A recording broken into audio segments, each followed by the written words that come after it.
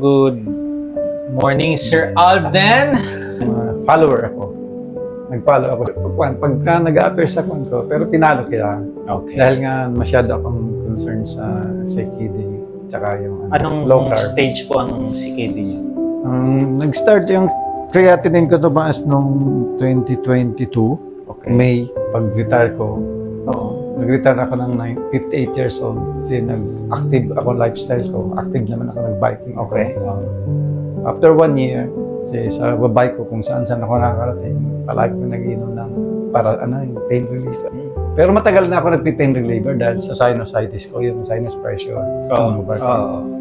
Very normal lang sa akin yung pain reliever dahil nga yung sinus pressure ko matindi. Severe talaga yung pain. Okay. Nung nagpahaya ko sa ngipin ko, gumaling na. TMG naman, naggumaling. Nawala naman yung ko. Hanggang inayos yung ngipin ko. Gumastos ng malaki, okay lang. Pero siyempre, masakit din yan. Oo.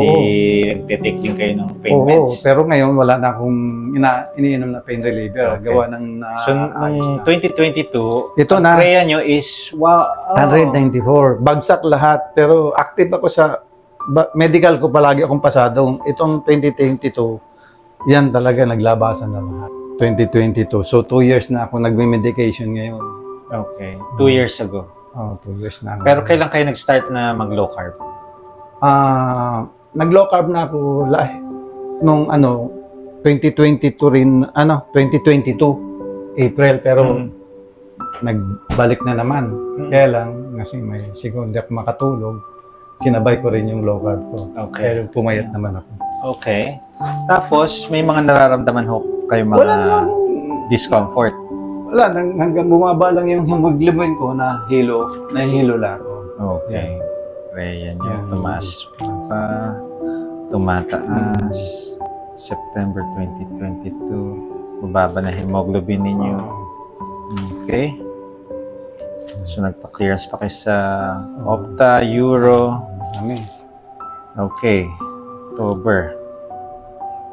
Still, hindi nag-i-improve ang Rhea. Okay. January, 23, April. Yan, bumaba. Ito yung pinakabababa ko yung last, sa probinsya ako. Active ako yan sa low carb. Oo. Tapos, nag-elevate Nag-elevate ulit.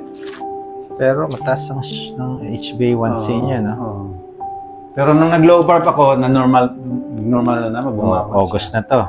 Yan, ang pinakababa ngayon. 132. August 31. Ito na yung last na lab mo. Tapos kahapon, nag-ano naman ako last week para monitor yung Rhea. Tumaas na naman. Ito. Okay. Tumaas ulit. Kasi nga, hindi ako masyadong kumakain ng karne. Okay, ganito. Sige, timpang po tayo, no? 69 point. Pero from 76 ako, Doc. Okay. Anong height po ninyo? 5'5". Okay, ang gagawin natin, ililimit natin ang protein niyo. O hindi naman talaga kayo kumakain ng karne? Kumakain. Behera ako sa karne, yung more on fish at saka chicken. Ano pa rin yan? Protein. Protein nga. So, i-limit natin 56 grams of protein per day tayo. So, paano natin i-compute? Example, ang isang guhit ng chicken breast, 100 grams, ay meron siyang 31 grams protein. So, 31 grams, 56.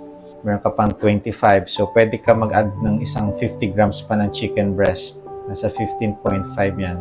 So, 46.5 grams protein. Ang 150. 46.5. So, meron ka na lang 9.5 grams na natitira. Ang isang egg white, bawal sa inyo egg yolk. Ang isang egg white has 4 grams of protein. So, pwede kang dalawa para 8.